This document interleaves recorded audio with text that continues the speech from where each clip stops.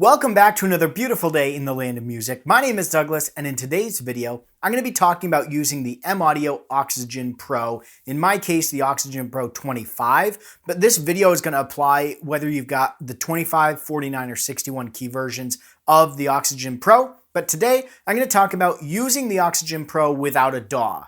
And I have a couple other videos around this similar topic with the Hammer 88 Pro and the Oxygen Pro Mini, but I wanted to make this with a little bit of a different spin. First, show you, if you haven't seen those other videos, show you how to use it without the DAW, what comes included with the Oxygen Pro for virtual instruments, but then also show you how to program the knobs on the controller. And if you've got the 49 and the 61 key versions, you can also program the faders, but I'm going to show you how to program the controls very easily and quickly to work with the virtual instrument that you're using. So the Oxygen Pro comes with some standalone virtual instruments that give you hundreds and hundreds of sounds to get started with without even having to figure out what DAW you're using. Just buy the controller and it gives you a really budget-friendly way to get started playing music. So let's jump right over to the studio desk and take a look at a couple of things on the Oxygen Pro. So before we jump in and look at what's included with the controller, I wanted to mention that I recommend picking up a sustain pedal or a damper pedal. I've got the Yamaha FC4A here. Works great with all of my controllers, plugs into the back of the M-Audio Oxygen Pro. 25, 49, 61, works with all of those. And it helps so much when you're playing pianos or anything like that where you want to be able to sustain the notes, even synth sounds where you want to sustain, tweak parameters. Works great for that. So let's talk about what comes included for standalone virtual instruments that you can play without a DAW with the M-Audio Oxygen Pro. The first thing you're going to want to do is register the controller with M-Audio and download the M-Audio software manager. This is going to give you access to all of the different virtual instruments, DAWs, sound packs that come included with the controller. Let's take a look at some of these here. So on my screen here up at the top, you can see the instruments. These are the standalone instruments, but when you install them, they're also going to install the plugin version that you can use inside a DAW when you transition to that point.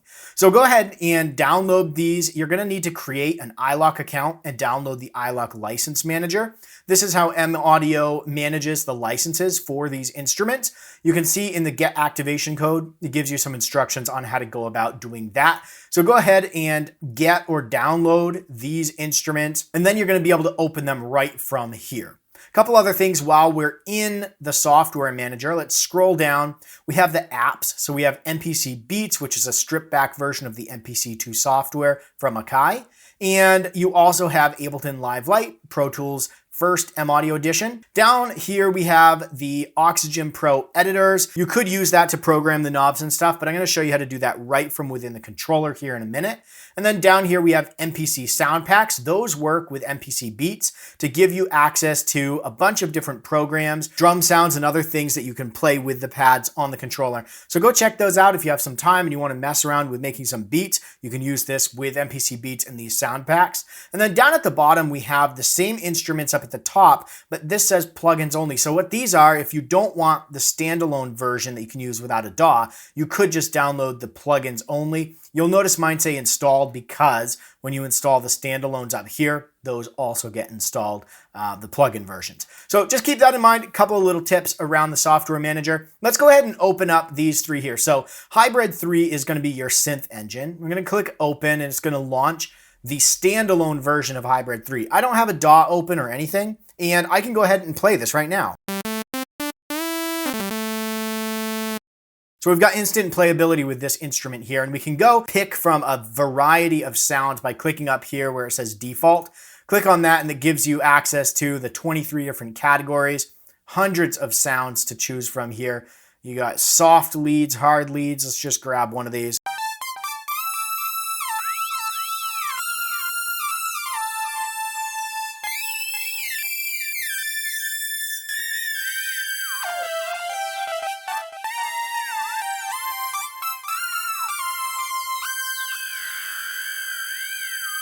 You can see that the modulation wheel just out of the box is assigned to Morph 1. It's going to change depending on the sound you pick. If we grab, let's say an arpeggio, and let's go to sleep.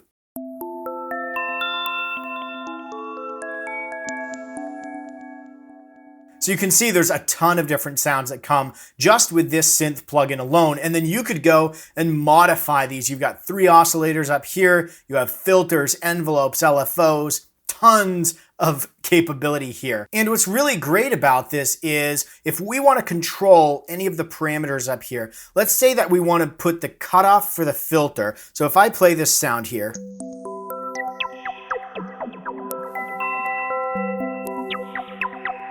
so let's say we want to assign the cutoff to our first knob up here. What we can do within Hybrid, and this is going to vary depending on the virtual instrument that you're using. So you may have to take a look at the manual for that virtual instrument to figure out how to assign messages to it. But with the Hybrid, it's extremely easy. You just right click on the control within the virtual instrument, and then you just click on the Learn CC, and then twist the knob on the controller, and you'll notice it instantly takes over. So now,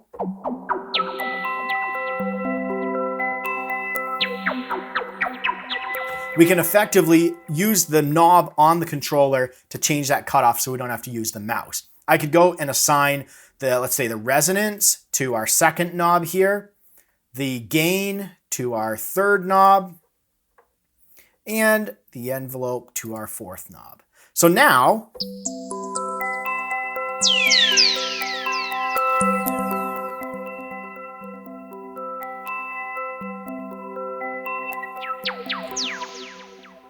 we've just quickly assigned controls from the Hybrid engine to our controller to make basically the control surface that we want for that virtual instrument. So if the virtual instrument you have, which a lot of them do, has a learn function, you can just use that learn function, twist the knob on the controller, and it assigns that CC note within the virtual instrument. The reverse, if it doesn't have a learn function, is find out either by looking at the user manual or sometimes doing a right click will show you what CC message it's tied to, then go into the controller, shift, preset, press down on edit preset, and then twist the knob that you want to change, scroll over, and you can change the CC note for that right within the controller. So you can program it from the virtual instrument, you can program it from the controller, but very quickly and easily you can do that.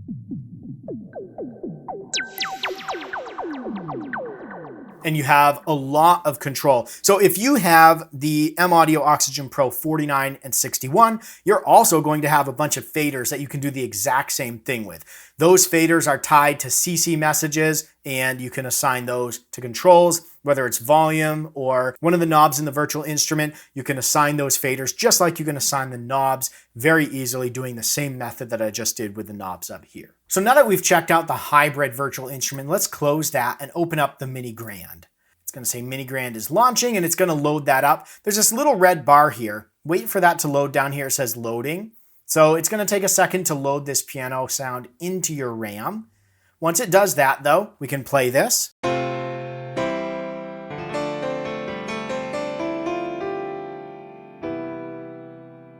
And we can go down here, same as the Hybrid where it says default. We can click that and we can open up any of these presets.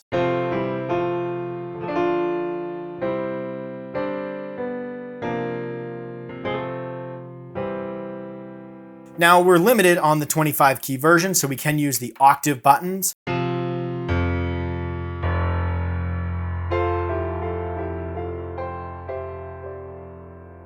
And that gives us access to a bit more keys than we have here. If you've got the 49 and 61, you're not going to run into that as much. Same as we did with the Hybrid, we can program the controls on the controller to the controls in the virtual instrument. MiniGrand works a little bit differently, so we can right click on the control. Let's say this mode knob here that we can click and drag with our mouse.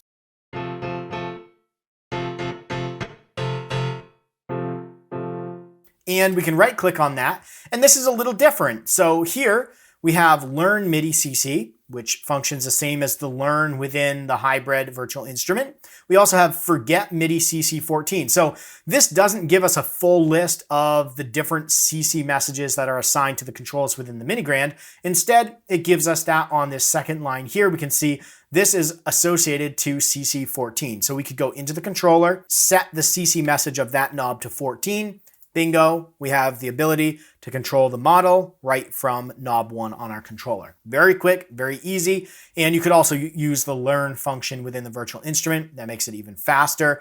But we have a lot of different sounds here that we can choose from. So soft pop piano.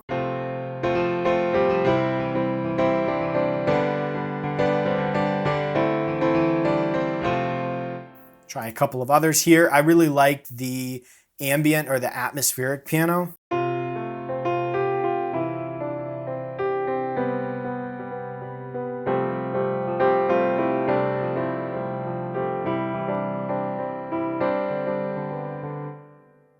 Let's go ahead and check out Velvet. This is an electric piano plugin that comes with a ton of different sounds as well. Same as the others, you can click on this default, has 5 different categories, and we can click on any one of the presets there.